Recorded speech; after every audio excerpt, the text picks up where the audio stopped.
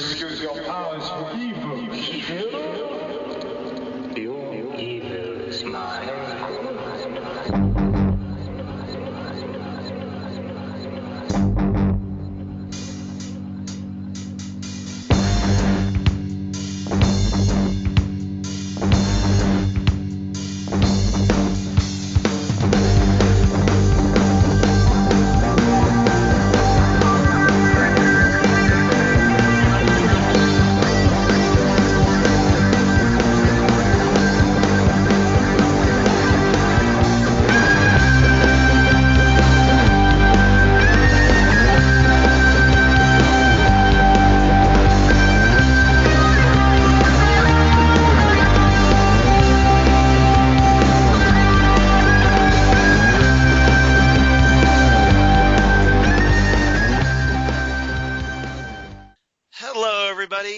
Welcome to episode 75 of Next Stop Everywhere, the Doctor Who podcast. I'm Charles Skaggs. With me as always, my partner in crime and my partner in time, Jesse Jackson. Happy 75th episode. What is the 75th anniversary? Is it Sonic screwdrivers? I would say so. Okay. That sounds good. But I also want to mention my other special guest companion for the episode, my other co-hostess with the mostest, Karen Lindsay from the Fandom Zone Podcast. Hello. Just call me Romana. Yes. So yes, my two worlds are colliding here with Jesse and Karen in the same room, so I feel horribly outnumbered right now. Oh. Well, Karen is the podcast mom, and anytime I give my podcast origin story, her and Lou are the electricity hitting the fluids, the chemical bank. They are the radioactive spider. They are the planet of Krypton parents throwing me off. They are key to my origin story, and so I'm very thrilled. In fact, Charles, yes. I am missing Karen and Lou so much that I am debating on. Lou keeps wanting us to do a Babylon 5 podcast, and I have no time, but I miss Karen and Lou so much. I'm so tempted to do this. Yes. You can always just guest on an episode. You know? Absolutely, yes. So I'm thrilled that Karen is joining us. I'm thrilled as well because we haven't had Karen on Talking Doctor Who for a long time. It's true. Far too long. And by the way. It's Diamond? Yep, 75th. Okay. There you go. So we're the 75th because diamonds are forever. Absolutely. See what I did there? Yes. So Karen obviously is a big Tom Baker fan. And for those of you who remember last time she was on. Huge Tom Baker fan. Mm-hmm. So obviously Jesse and I have been talking about the Key to Time season, a.k.a. season 16 from 1978. Mm-hmm. And we're kind of this will be our fourth episode in, and I thought it'd be great. Hey, Karen, why don't you join us for episode 75? And here we are. Yeah. I was just in my formidable middle school years watching these episodes. So was this kind of a blast from the past, Karen, before we get into everything? Big time. That's awesome. Snarky doctor. Yes. Snarky companion. Snarkier companion. Snarky everywhere around. Yeah, exactly. Even K9 was a little snarky in this K9 was very snarky this episode. K9 definitely had some great moments, which we're definitely going to talk about. So what are we going to talk about? The Androids of Tara. This is the fourth serial from season 16, 1978, written by David Fisher, directed by Michael Hayes. Michael Fisher wrote the previous story, The Stones of Blood, which I just love saying, The Stones of Blood. But this one, The Androids of Tara, this is a little bit more lighthearted romp. But I think for some reason, I really dig this episode. I think it's a lot of fun. And why don't we just go talk before I get into all the guest stars that were in this, and there were quite a few. Karen, why don't we start with you since you're the special guest companion this week, and just give us some general thoughts about what you dug about this story or didn't like about the story. No, I liked it. Number one, I like the fact that both he and Romana had a job to do, and they were separate from each other, but they ended up dovetailing, and they kind of were playing off of each other in the end. And they ended up not only hurting each other, but helping each other. I mean, it was funny to see them kind of enemies at one point, and not. I mean, it was really funny to watch them. It's not often that you see a companion actively working against the Doctor. Well, I think it's just like, I'm going to prove you wrong. Right. You know, like, you don't think I can do this. Well, I'm going to show you. Right. Yeah. And it was almost literally undermining everything that he was doing at the same time, which I loved about this episode. And I also like any episode where K9 is in it, but when he throws him to the wolves, essentially, and he insults him. I think you're talking about where the Fourth Doctor is, like, they're running away from Grok's guards, and they're like, every man for himself, or whatever. Every time Lord for himself, or something. Well, and there's one point where there's rocks, and he's like, just go over there. There's rocks over here, so you can't come with me, so go over there. And it ends up, hey, I wonder where K9 got off to, and he's over floating in the river. Yeah. So lots to love about this episode. Everything is just willy-nilly, and it's funny, and then there's parts where it's like intrigue and people cutthroat, betraying each other. I mean, this is like they compare it to it's supposed to be like The Prisoner of Zenda. Like yes. That's actually what it was based on. Right. So it's very swashbuckling and that sort of thing. So I think it lives up to that very much, and I really, really like that. And of course, Tom Baker. I mean, hello. I mean, enough said there. Right. That's awesome. So it's fun. It's fun to watch, and I don't care that the special effects don't look good anymore. I don't, because the story makes up for it. This story, if you remade this now with this same story, it would be a great hour of television. Totally agree. Yeah. So, Jesse, how about you? What did you think about this story? So, before I get into this, I need to share just a little bit. Go. I have the Key of Time box set. Oh, nice. And this is actually, I had borrowed it from Ken Schaefer. Take a drink. And I did not pay attention, and I pulled the Power of Kroll out of the disc and put it in and watched the first segment. I'm like, so you're already a jump up on episode 76 I'm like, there, Jackson. He said gone fishing, but they're in a swamp, but I didn't see them fishing. And then all of a sudden I noticed Androids of Terror. Wait a minute. So I had to go in. So, yes, I'm a little bit ahead of the episode, and my first notes were about the wrong episode. I did not know. I have never seen the Prisoner of Zenda, on a movie or anything. Zelda is a video game, right? Yeah, a little different. But I did get a Princess Bride feeling out of this. Because of the sword fight, because of the using, the plan to, I'm going to marry him and then kill him off and then I'll be the ruler.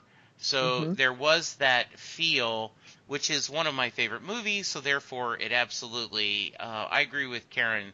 This is just a absolutely, lovely episode. The pacing was amazing. I think the only cheesy special effects was the one little rock monster we see at the very beginning. Right. Yeah, that was pretty bad. But overall, it's really good. And hello, BBC budget. I did think it was funny that, in fact, I made a note. Look, Romana got the key of. This is going to be a really short episode. She has the key of time immediately, and then everything else fell through. That's one of the things I love is that it's like, hey, we found the key to time already. Okay, we can just pack up and go. Yeah, exactly. Yeah, it's great. On to the power roll. Exactly. It's like, well, we've tidied that up rather quickly for once. And then we watched 2 hours of him fishing. Yes, exactly. And now here's K9 playing chess. No. Yes. Yeah. All right. So we had some guest stars in this story. So I just wanted to run through those really quickly. We had Peter Jeffrey, who plays Count Grendel. And damn if this guy doesn't look like a really villainous character, because he's got this huge bulbous nose with this ugly moly mole on it. And so just very villainous look. So he actually played the colony pilot in Patrick Troughton's story called Macra Terror, and he was also in the movie The Return of the Pink Panther, and also in the movie The Adventures of Baron Munchausen, the Terry Gilliam movie. Right. Mm-hmm. So he's in that. He was considered for the second Doctor. He was. I'm glad you brought that up, because he was under consideration, but apparently he turned it down, and it went to Patrick Troughton. Mm-hmm. So we almost had this guy, and I think we dodged a very big bullet on that one. I think so too. Yeah. Or at least a very big schnoz on that one. Yeah. But because damn. So we had Declan Mulholland as Till in this story. He was in the Sea Devils as this character named Clark. And interestingly, Jesse might appreciate this, he was Jabba the Hutt in the original Star Wars movie. Wow. Okay. You know that deleted scene with Jabba that they went back and then put Jabba into CGI, right? Yeah, where you've had this really weird motion of Han Solo walking over Jabba's tail and steps on it. Right. Okay, so, the original version of that, the original where Jabba the Hutt is actually some live action, just humanoid looking dude. That's Declan Mulholland, who's in this story. So, and he's also in the movie Time Bandits. Another no, that wasn't Terry Gilliam, was it? No, but close enough. It's close enough. Yeah. It's very Terry Gilliam-esque. Let's just put it that way. So we had this actor named Simon Zadek, and he was Professor Kettering in John Pertwee's story called The Mind of Evil. We had Cyril Shaps, who played the Archimandrite, which is a mouthful. Wait. You skipped over Simon Lack completely. You just said his name and you didn't. I said he was Professor Kettering in the. Yeah, I know, but he was in Goodbye, Mr. Chips and all kinds of stuff. I was trying to, a little sake of time here. Oh, okay, sorry. That's okay. It's cool. I did homework. That's all. I'm glad you did homework. I love that you do homework, because you're the research goddess. Yes. Okay, I'll let you though. You are awesome with that. Okay. So just for sake of time, I gloss over some stuff. Yes, sir. Okay, no problem. That's why we only have an hour. That's why we can get this done in an hour. Got it. What are the odds? Who is taking bets on over and under on an hour? Yeah, exactly. So we have Cyril Shaps as Archimandrite. He played John Viner in The Tomb of the Cybermen, which we covered not too long ago here on the Next Stop Everywhere. He played Lennox in The Ambassadors of Death, and he also played Professor Clegg in Planet of the Spiders, John Pertwee's final story. Okay. And he was also in the movies Lawrence of Arabia, To Sir with Love, and once again we have a Bond connection, The Spy Who Loved Me. Nice. So yeah, we got some, it's one of those, that guy. Hey, that guy was in Androids of Tara. So now when you watch this stuff, you can go, that guy. Mm-hmm. Yeah. Take a drink. They felt like they were well known. They really good casting. One of the things we've talked about during the series, Charles, is, not only do you have to have a good villain, a good doctor, companion, but I like to have someone to cheer for in the cast. And this was a really strong cast. It was not only a good story, but I liked the characters. And so I think that's part of the reason why this one was so cool. Mm-hmm. Yeah. I totally agree. Yeah, there were heroes and heroines, and yeah. Absolutely. It was just this big adventurous, romp Mm-hmm. through the planet Tara. So we brought up the Prisoner of Zenda. Mm-hmm. So that's actually an 1894 novel by Anthony Hope, and it's based on a story called where we have the King of Ruritania.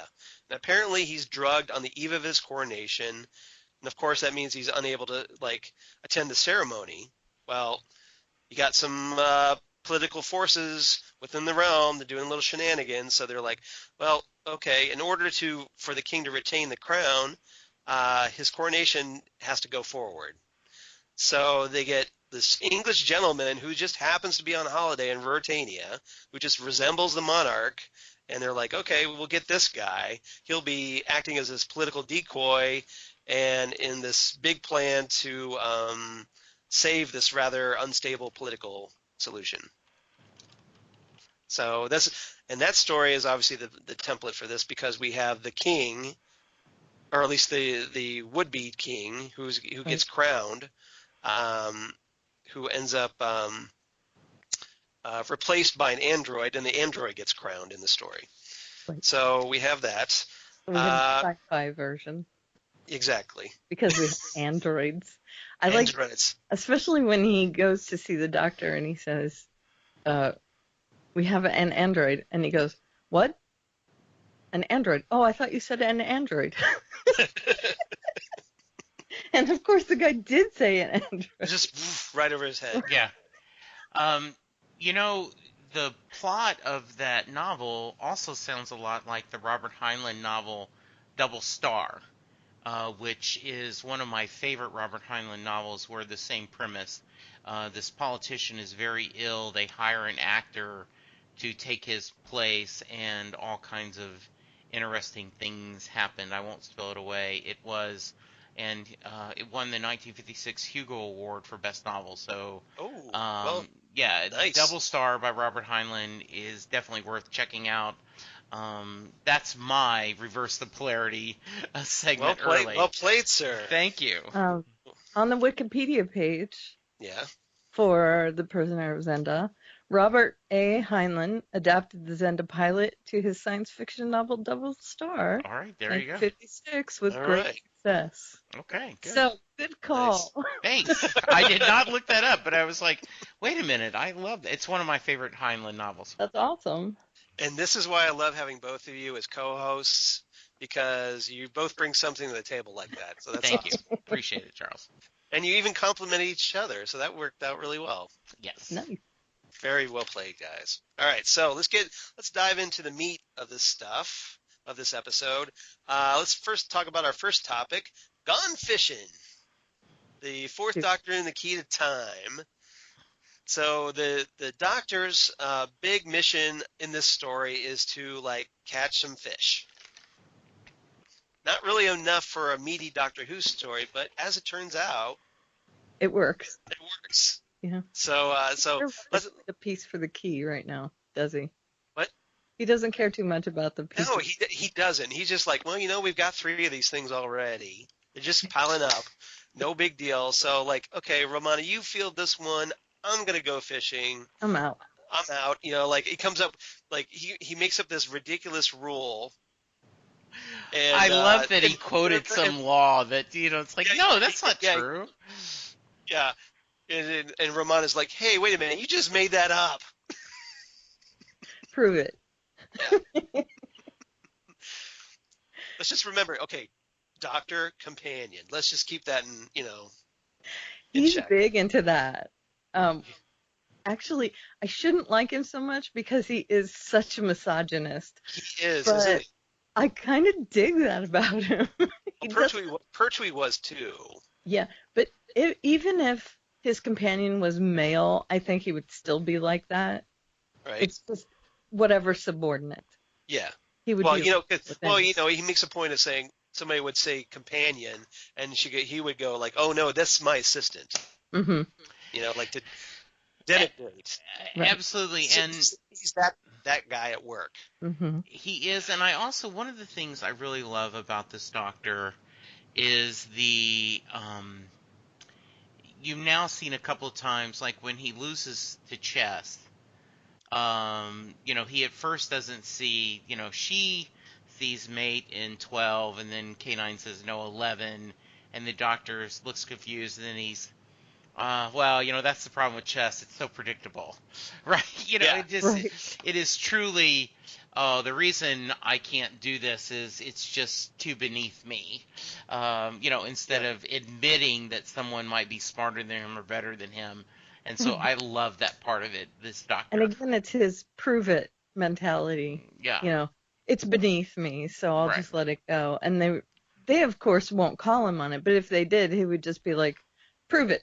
Yeah, yep. Exactly. Prove that I'm dumber than you. Prove it. Exactly. This doctor is the type of doctor that, like, okay, if it was just him and K9 playing chess, and K9 was about to, like, checkmate him, he would turn the board over. Oh, yes, absolutely. He would turn K9 off. Right. Yeah, and make like him that. delete that thing. Yes. Right. He would. He would reprogram him. And like he does in this episode, he makes the android smarter than the king. Right. Which I dig. He's like, well, I would never make a substandard. Yeah, exactly. It's totally against my rep to make a dumber android. Exactly. I mean, it's just he would never. Yeah. This doctor that is why he's my favorite, because he just does things his own way. And again, with the fishing, it's his vacation. This is my vacay, dudes. I am taking off. I'm going fishing. You want to go after the key? It's all yours, Romana. Go for it. Knock yourself out. You're in charge. I'm going fishing.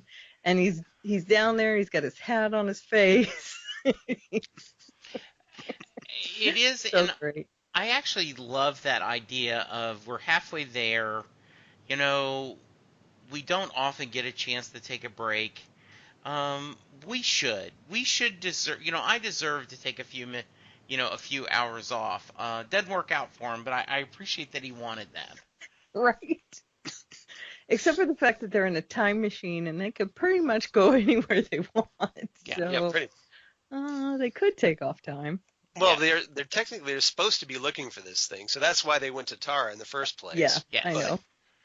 But yeah, so you would think it was like, well, I got 3 of them, and like I'll just get the other 3. Let me just take a little time out for a little me time. Right. And then we'll get to that whenever. He's very casual about it. Right. He would be like it'll happen when it happens. Okay, get off my back.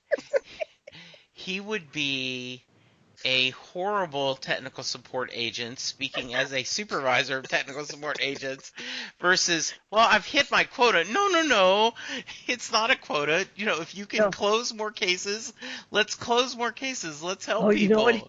He would be the one that would tell the guy to F-disk. Yeah, yes. And then they come back afterwards. Yes, absolutely. So they would format their machine and not be able to come back. Right. Now I got time. Yeah, okay. And then there was that great sword fight with him and Gracht. Oh, that is so great. Or I mean Grendel, right. Excuse me, Count Grendel. That was the swashbuckling part, right? Yeah. Just he's tries to just like after he beats the guy. Yeah. After, technically he forces the guy into jumping over the castle into the moat below. Right. So, because the count's just like, okay, that's it, I'm done, I'm out. Right. Well, he jumps over the side, and then he comes back and he's like, everybody's like, wow, I can't believe you beat Count Grendel, the finest swordsman in all of Tara. And the doctor's just like, oh, was he supposed to be good? Yeah. In fact, since I've never seen the episode, I kept waiting for the smile and to say, oh, what are you saying? I realize I'm left-handed, to switch.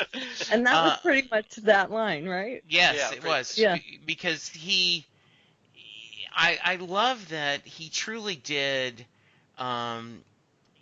play, he hustled him. The same way you would a really good pool player hustles, right? And you saw that it was very good acting, wonderful stunt coordination, because at first the Doctor is barely, can't even hold his sword, and then slowly you notice, but every time there was the right, the Count was coming, he'd parry it. And then all of a sudden, better. And each time, better, better, better. And that was really nice. Well, I think it was but at first he was just kind of like pretending like, hey, I'm not really that good. I don't really know what I'm doing. Right. He's kind of clowning around. He's goofing around. He's not really taking it seriously. Like at one point he's like turns around and aims his butt right at the guy so the guy can swat him on the butt with that electric sword. Yes. Yep. Yeah, it was very cool, I thought. Yeah, and he actually notes, oh, they're electrified. Oh. Yes. Ooh. And I also like his... So apparently the Doctor's into that kind of thing. Yeah. Oh. Okay. Let's not get... Oh, yeah. 50 Shades of whatever comes out this weekend. Remember? Yes. 50 Shades of Gallifrey. Nice. Like that? Yeah, that's very nice. It's got a TARDIS with the tie around it on the front of it. Well, now you know what the scarf is for. Oh, there you go. Wow. It's long enough for all 4 bedposts. Wow. Dusty's just like, my eyes. Why did I agree to this episode? Okay, so not at all. Getting back to the topic. Yeah, let's go back. All right, so what? All right, anything else? Another thing about this Doctor is his self-deprecation, and the one thing that I noticed, and he always has a scene like this in every episode, where the Doctor says, "Now look here, Zadok, I have better things to do than to meddle in the politics of your piffling little planet." And then he draws the electric saber and threatens him with it, and he goes, "On the other hand, I could be with Android at all times." Yes. Yeah. Absolutely. Yeah. And I love that about him. He has his little quirks, and it's he could stand up to him. And he does. He tries to act all defiant, and then he gets kind of brought down to, for lack of a better word, Earth, or Terra in this case. Right. I see what you did there. See what there, Terra. Yeah, I was wondering. Terra. Yeah, I get it. Okay, so, but yeah, and then he's like, okay, I'll just sit here. I'll take care of the android. Right. I'll be good. Really, honestly, he didn't have to back down at that point. No. He could have asserted himself, but still, there's that self-deprecation in his character that I just love. It's in every episode that he's in. I think he tries to act that buffoonish a little bit to get people to underestimate him. Mm-hmm. I think so too. I think because there was this line. It's not in this story. It's in City of Death, where you've got they make this comment like, "Well, no, my dear, no one could be as stupid as he is." Right. Because they've already underestimated him. Right. Yeah. And I think that's whole part of his shtick is like, hey, obviously I've got this wacky hair and I got this big long scarf and oh, look how crazy I'm acting. I can't possibly be a threat to you, could I? And Charles, they cut his scarf. Blasphemy. Right. Yeah, but he can remake it in the TARDIS. Yes. The TARDIS does everything. Absolutely. And I did love... remember, everything regenerates. I pour one for me, one for my scarf. Yeah. my scarf, homie. I did love seeing the closet of, all the different, different change of clothing that Romana had. The wardrobe room. Yeah, and then, and I wondered if there were any Easter eggs in the closet when he's looking for his, his rod and reel, because... Hey now. Yes, indeed. So, yes, that was nice. Oh, yeah. There was a dress from Tahiti in there.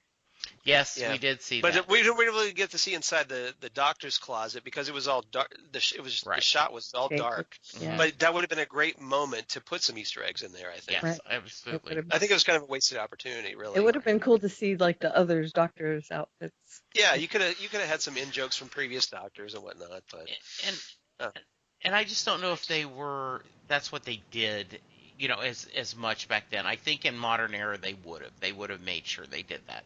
I agree. They probably. Yeah. I think it's more of a modern era. That kind of ironic, just that kind of nod to the past. Right. Absolutely. I totally agree. All right, so let's move on. Unless anybody else wants anything else to talk about the Doctor. All right, so let's move on to our next topic: Mary Tamm's Streller performance. See what I did there? Yes, I did.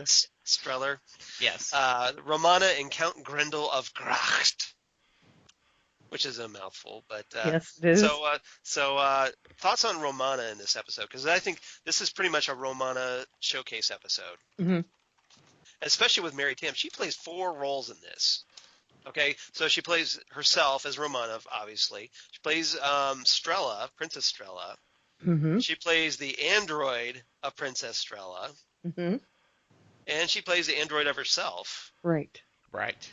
So 4 Right. roles in this story. And I think it's funny how the Doctor is like, it's complicated. Yes. That's a status update. Right. Yes. Exactly.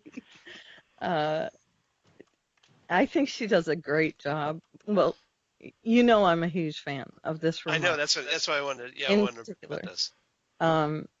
She is amazing in this episode. She carries this entire episode on her shoulders. And it's not very often that they allow a companion, at least back then, Yeah, this is very totally agree. out of the ordinary for a companion to have carried an episode back then. And I like that they even nodded at it at the beginning of the episode, like, hey, you take this one. Yeah. And they almost like told you, hey, Romana's going to be the feature of this episode. Right. And then she was like the crux of the whole thing. So yeah, the pretender to the throne, the king who's going to be crowned is the Doctor's thing. But really, the main plot line was around, hey, let's marry him off to this princess. But there's also this other, she's a double for the princess, but then we're going to make an android of her, but then we're going to make an android of Romana too. And then, so there's this whole switcheroo thing happening. And that was the more complicated.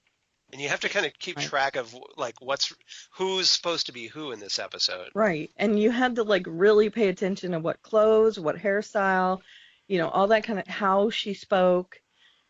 Because sometimes they would dress her up as the princess and, was she the android of the princess or was she the real princess? Or was she Romana? Was she the android of Romana? So, I mean, it was easy to keep track of if you watched the episode, obviously, but, it was... If it was one of those, like, if you went out of the room for 10 minutes and then you came back in, you would have to kind of sit there and think, I think, a little bit about, okay, this is it was really going on here. Right. You could lose track if you went away from like if you just casually watched it, like if you were like reading a book or something while you're watching the story. Playing Candy Crush or whatever, yeah. Right, exactly. Right. That's what I equated to, if you're playing some on your phone or whatever, yeah. Yeah. So Jesse, what did you think about Romana? I was really happy, and I really am kind of being charmed by this companion. She is very funny, a lot of tongue-in-cheek, eye rolls, but not in a bad way with the Doctor. I think there's some affection there, and I just really like her. I'm sometimes classic companions really serve as, Mr. or Mrs. Exposition. Right. But this is very much, she kind of carries her own. And, I talked about this last time, Charles. I really understand why classic fans keep wanting Romana back in the modern era. Just because it's a really good character.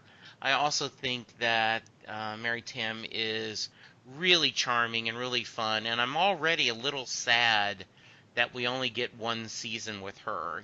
That she decided Totally to agree. move on, because she's really kind of fun, and just there is a charisma to her that makes it a lot of fun.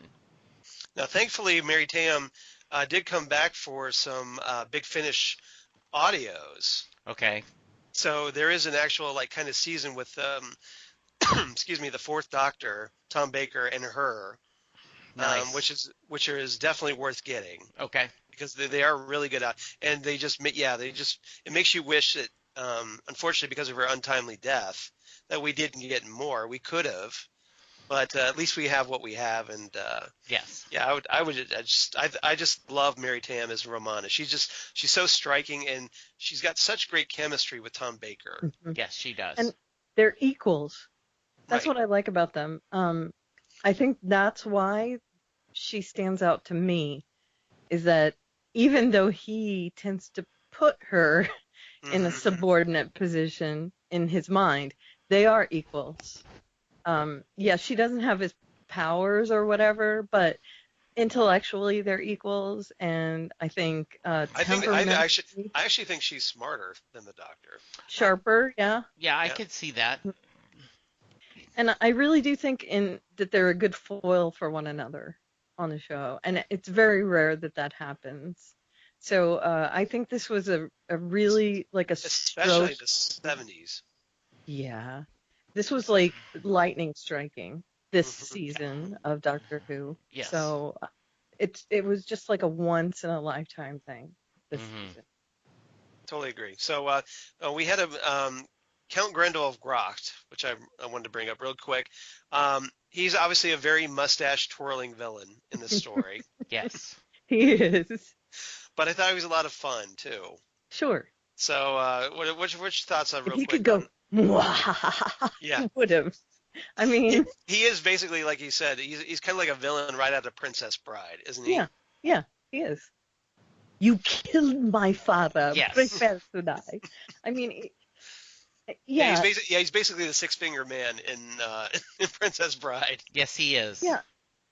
He wants her to marry the king so that he can kill the king and then take her as his bride, right, so that he can become the king. I mean, it's all the makings of like this medieval perfect, I will ascend to the crown and then I shall have all that I survey. I mean, it's the grandiose plans of, Yeah, it is kind of a crazy plan too, because it's like his whole thing is like, okay, all right, the king will marry her, I'll kill the king, and then I'll marry her, and then kill her off, and then I'll be essentially king. The only person left. And nobody will suspect anything.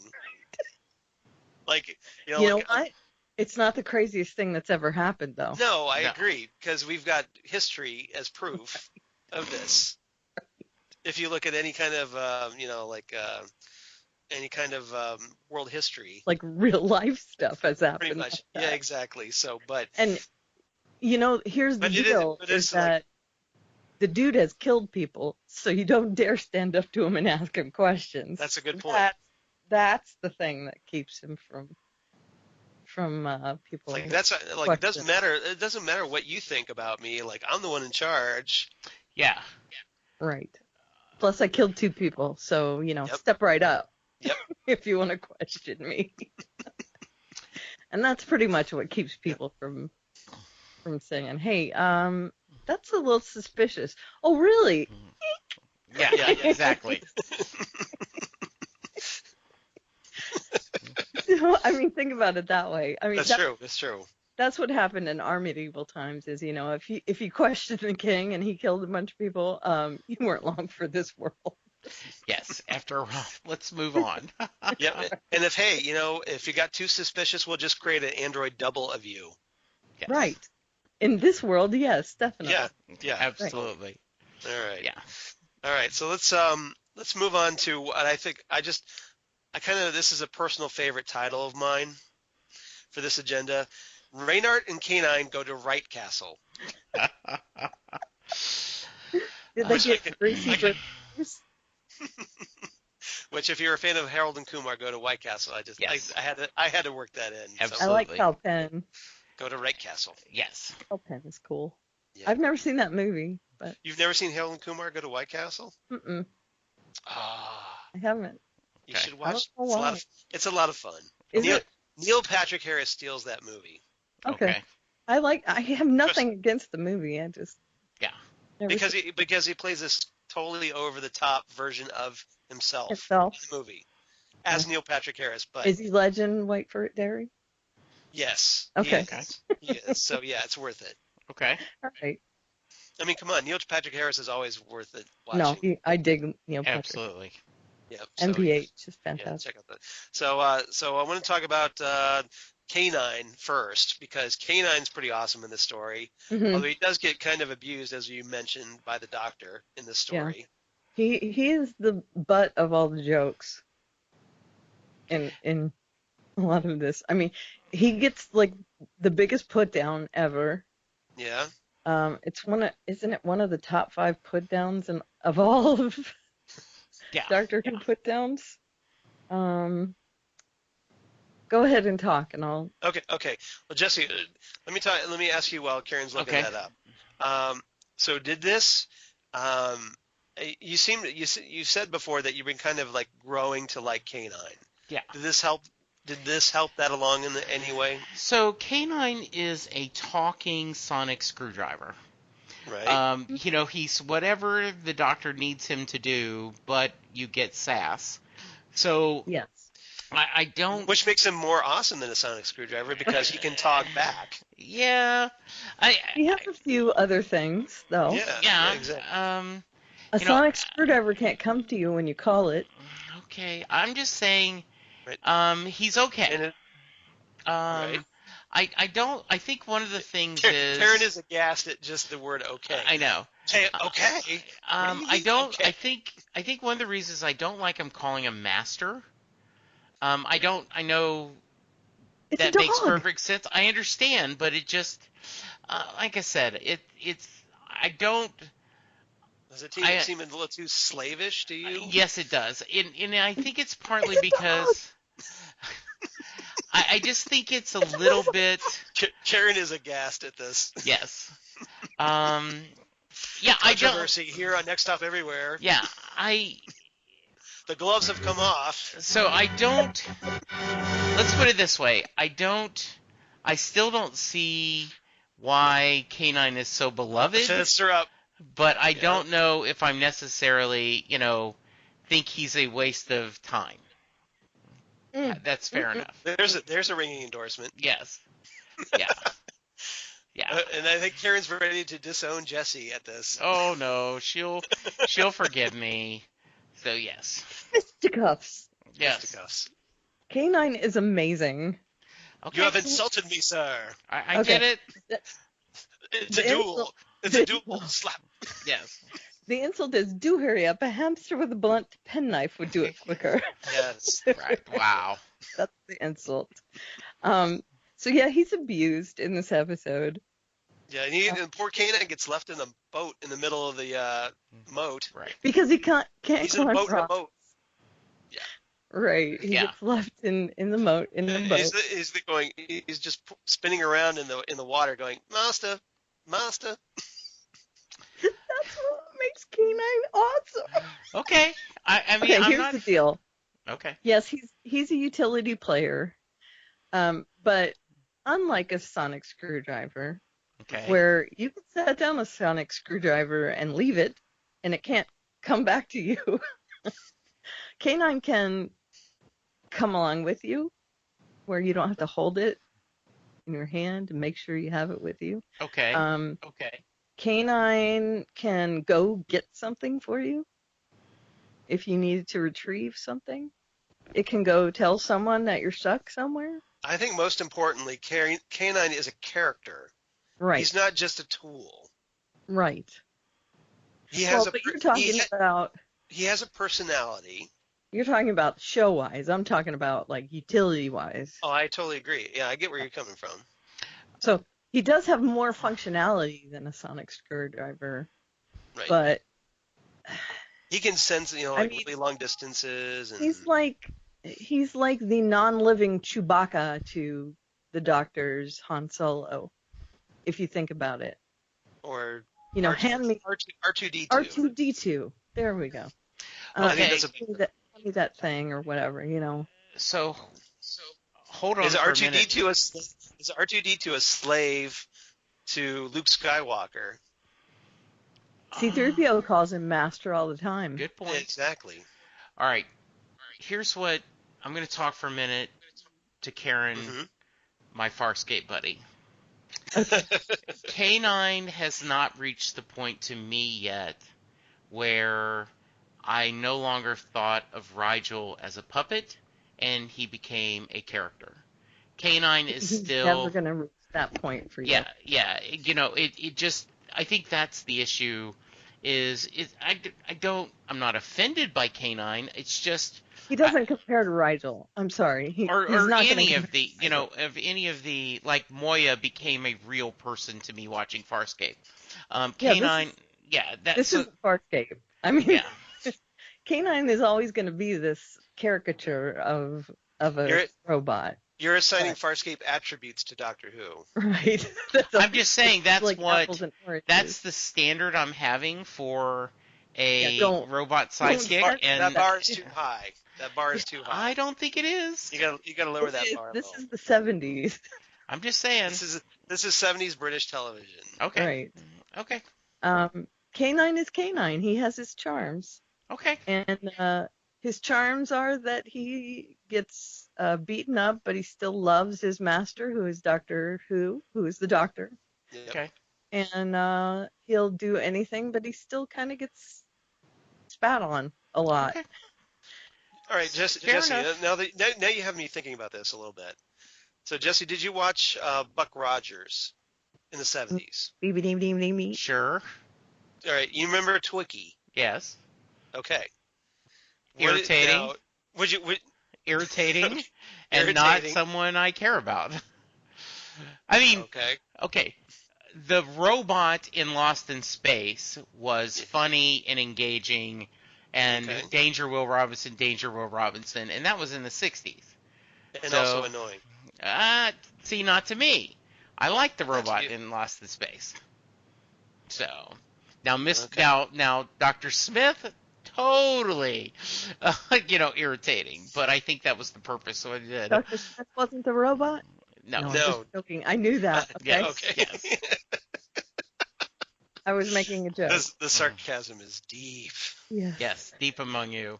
So I'm okay. I'm just this topic turned out to be a lot more controversial than I expected. It is just not, and I just I'm glad that you guys like K9. I just don't get it. Okay. All right. That's fair. Good deal. I was just hoping I'm wrong, but I guess obviously you think I'm wrong, but yes. So good. Them's fight words. Yes. Hatfields and McCoys over it. Exactly. Yeah. And Jessica, I will warn you. If Lori was here as part of this podcast, she is a huge K9, and she can't stand classic Doctor Who. She loves K9. That's good. I am not all over you. My wife Lori would be all over you right now. Don't get me wrong. I am not wishing that we could go back and edit all the K9s out of classic episodes. I'm not residual. I'm not asking for a change. It's yes, you are. You hate him. I can tell. It's just not someone. I don't get it. Much hate in you. Yeah. Use it. Good. Yes. Let use the hate flow. Right. Yes. I don't have my hoodie on, or I'd put it on over. It's not cold. I usually have my hoodie on. All right, so let's move on. Well, how far have you gotten into K9 though? Good. I've seen these episodes. What else did we watch of Baker era that had K9? I'm trying to think. We had I should know this, but I don't.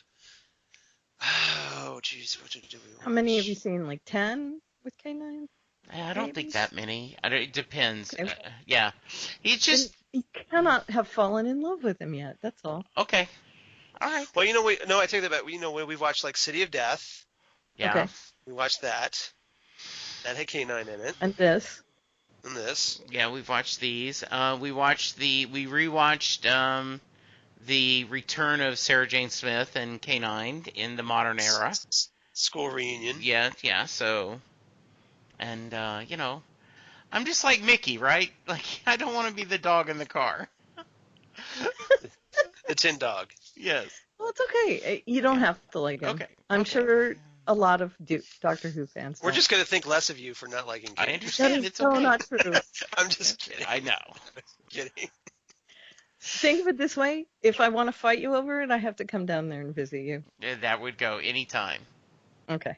Yes. All right. There we go. So that might be worth it then. But Okay. See? do you not love the fact that how much I love Moya Romana? and Pilot and Rigel Oh, of course. from Farscape? Of course. Okay. That's a no-brainer. Okay. And I like Romana. So, Yes. Yeah. because she's one of my favorites. Yeah. Yeah, that's- Romana is awesome. Yeah, she is awesome. Okay. I told so, my mom, remember, that I wanted to go as Romana for Halloween, and then she didn't want to make me that outfit, so I went as Doctor that year. Oh, Because okay. all I had to do was mess up my hair a little bit. because you do have that naturally curly hair. Yes, you do. Wear my long coat and a Scarf. scarf, and I was good to go. Very nice. And everybody's like, who are you supposed to be? Right. Yes. Because, welcome to my world, my pain. I said yes. Who's on first? I don't know. Third base. No, yeah. Right. All right. So anything else about this episode you want to talk about? It was No? great. It's good? Yeah. Yeah. How about you, Jesse? Anything you want to talk about? I do think there is a little bit of Abbott and Costello with the Doctor and K9, so that is something I find charming, where he chastises K9 because he couldn't cut through the board faster, and K9's like, he told me to be quiet, and then the Doctor trembles and makes all this noise, and then goes shh, Yeah. to K9, and K9 like, I can't believe I'm calling this guy master. So, Yeah, pretty much. Yeah, so I think that was pretty funny. Okay. That's good. Yes. So yeah, because the Doctor falls in there, like he just stumbles in and goes makes all he steps into a room full of pans on the floor Yeah, exactly. and makes all this racket, and that was great. Okay, Mhm. All right. So let's move on to favorite quotes, and before we go into our story rating, so Jesse, I'm presuming you have some favorite quotes of the episode. I don't have many. I already talked about problem with chest. It's so predictable. Okay. The other one that I loved was, would you mind not standing on my chest? My hat's on fire. That was one of mine. Yeah, That was I one of love mine that. as well. Yeah. That's all right. All right, Karen, what do you have any others? Well, one of mine I gave you earlier was on the other hand, I could be with the android at all times. Where he reverses that whole thing. That was great. Yep. And I did like just where they're looking out. It's not really a line, but where they're looking out and they see K9 floating on the river. It's just such a great scene. Oops. It is a great scene. It's like they could hear wah, wah, wah, wah, playing in the back. Totally agree. So those are K9. that darn K9. yeah. So those are all great. Just Those are great. the funny things. And I also like where the real about to be king says I don't trust androids, and then later on someone says something about you made them too smart. I don't trust androids. And then he says, yes, I've heard that somewhere before. And he refers back to the guy had said it before. And there's also a line about, and I've heard the same thing, androids say the same thing about you guys, right? Yeah, Right. Something like that. So, yes, very nice. Yeah, it was a nice callback. It was. That's great. So, all right. Since Jesse took both of our hats on fire quotes. And we already talked about do hurry up. A hamster with a blunt penknife would do it quicker. Right. Yes. So all I have left now in my quotes list is that's okay. That's no worries. Where it's just kind of expanded on the quote that we talked about earlier, where Zadok is like, such swordsmanship. I never thought I'd live to see the day when anyone would beat Count Grendel. And of course you got, really, why? Was he supposed to be good? And then he looks at him like, what? Yep. Yeah, what? Oh, okay. Really? Yes. So that's all I have. Okay. Okay. So with that in mind, now that we've done that, Karen, do you have a rating for this episode? Yeah, what do we do? Story. Out of 10? Out of 10, just like we do on Fandom Zone. All right, I'm going to give it 8.5 cattle prods. Very nice. You mean the electric swords? Yes. There you go. How about you, know what Jesse? I mean. I know what you meant. I'm a little surprised that I'm going a little higher. I'm giving it 9 out of 10 fishing rods. Very nice. Yeah, I like this one a lot. So is this your favorite? Is this your favorite of this No, season so far? Because I gave a 9 to the Rebos. Ribos. Yeah, I gave that a 9 out of 10 as well. That's been my favorite. This is just below the Ribos Yes, operation. I mean, if I was technical, I'd give it an 8.8 or an 8.9. Yeah, okay, but definite upgrade though. Yes, it was. The from, other two. Yes. Stones of Blood. And, yes. Yeah, okay. I should give this a 9 too. I really should. Okay. Well, I don't want to pressure you. Well, I didn't write anything down. I was only going to give it an 8.5, so don't feel bad. Okay. 8.5. So I give it 8.5 canines in a rowboat. Oh, Nice. Very nice. I like that. That's good. It doesn't have arms, so it can't Exactly. really do anything. But to be fair, neither can the sonic screwdriver. If it was in a rowboat. Right. Exactly right. He says it says K9 on the side of K9. Right. That's just irritating. Why? I'm just saying. That's another reason I don't like him. Why does he have to? His name on his shirt? Yeah. Why does it have to say K9 on the side?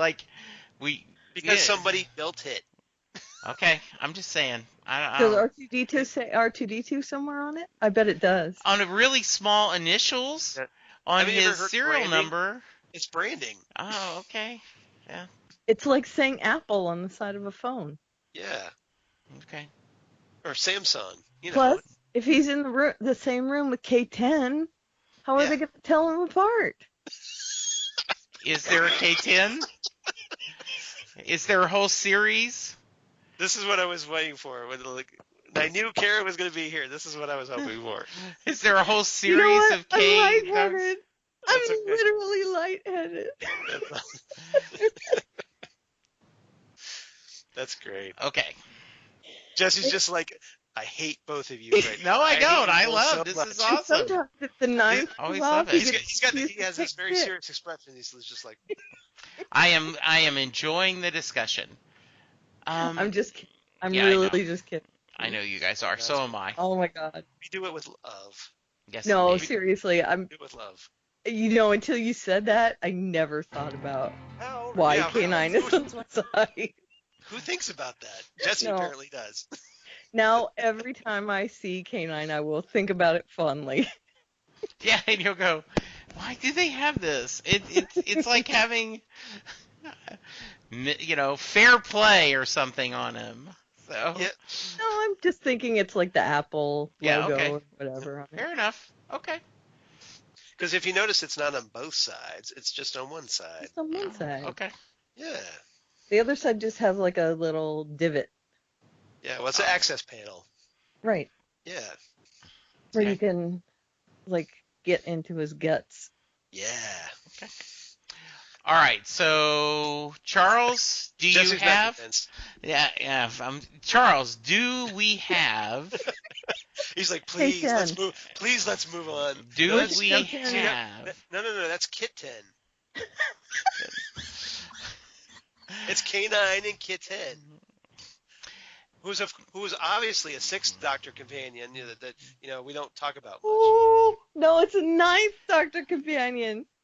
No, because remember the sixth No, Doctor's nine. Why 9? 9 lives. Oh, okay, I got you. I see what you did there. You're wondering if did the War Doctor have a K-12 or something? So for a war, a war beast. There you go. There you go. Yeah, Okay. that's nice. I like it. Or is that more? Oh my God, my head! I'm so lightheaded. Kit? You don't like Kit 10? I loved it. Kit 10, and it has to be the ninth Doctor because he's had 9 lives. Has to be. Absolutely. All right, so Jesse, you asked if I had to reverse the Yes, I did. Wanted to know.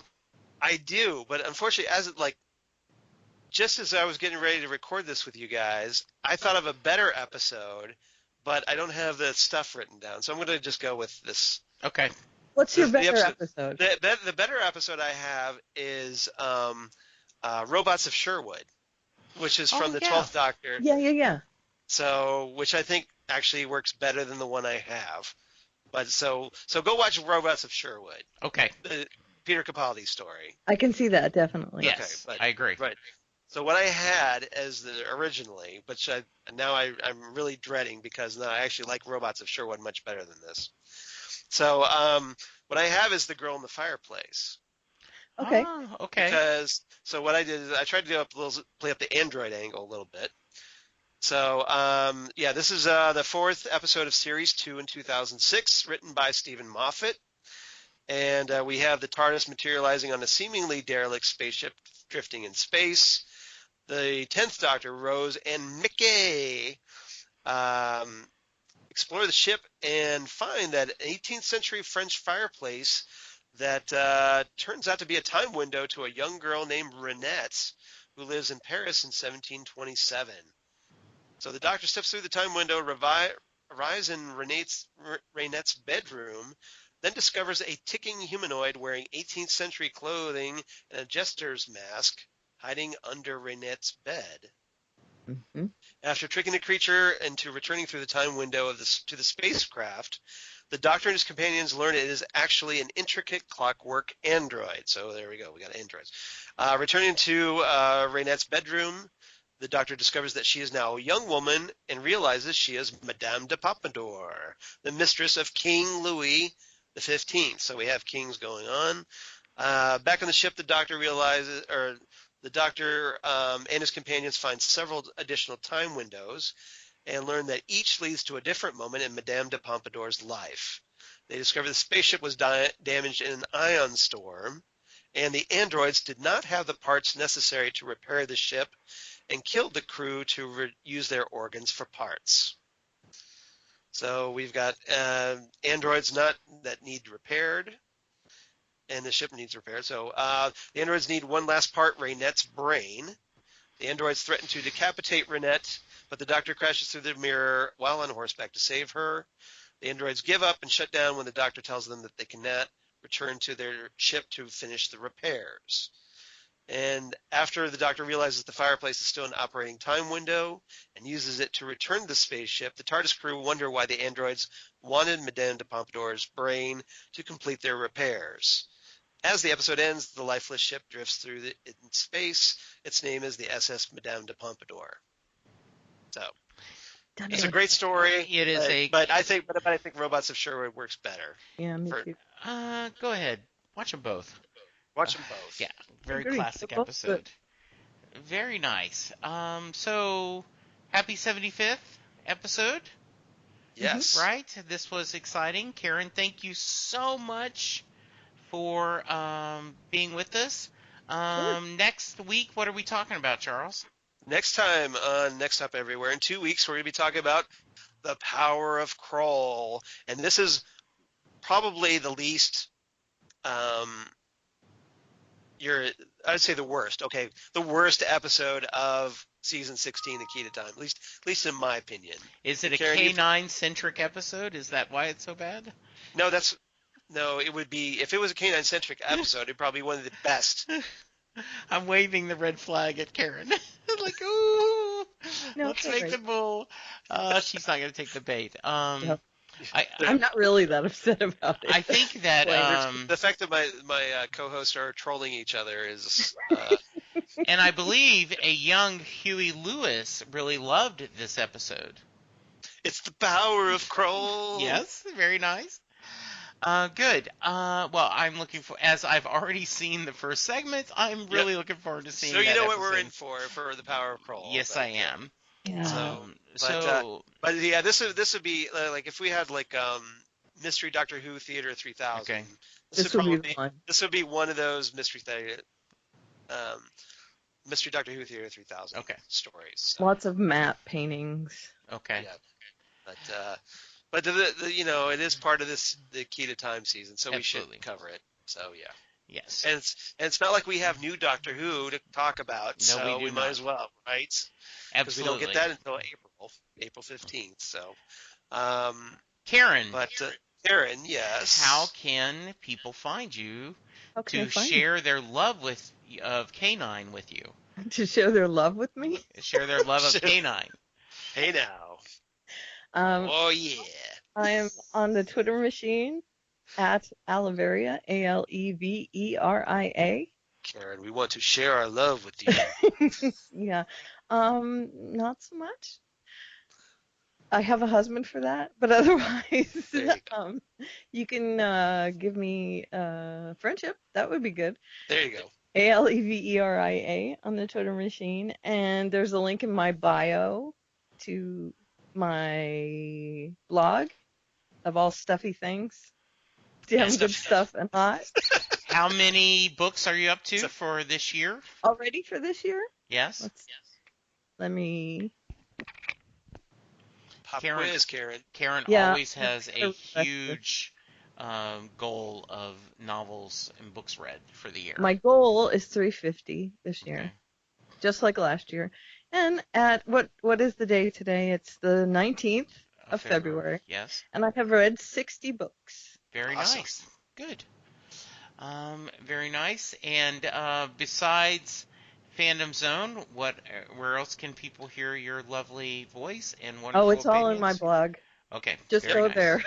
Just go to Allie's stuff. Too many things. Okay. So it's pinned to the front page of my blog. Very nice. This very podcast is on that front page. Aw, thank you. And we definitely appreciate it. We do appreciate it. Jesse, Charles, Jesse, where can they find you? I was going to have you promote the show's links first, but yes. Well, okay, I can do that. Okay, good. So let's so everybody, you can reach us at nextstopeverywhere@gmail.com, or you can find us on the Twitter machine, nextstopsmg. So please follow us there. We definitely appreciate it. Or you can find us on Facebook at Next Stop Everywhere, the Doctor Who podcast. And please give us some likes there. I think we're over 155 right now. So yeah, that's awesome. Definitely appreciate all the likes on Facebook. Obviously, we'd love to get to 200.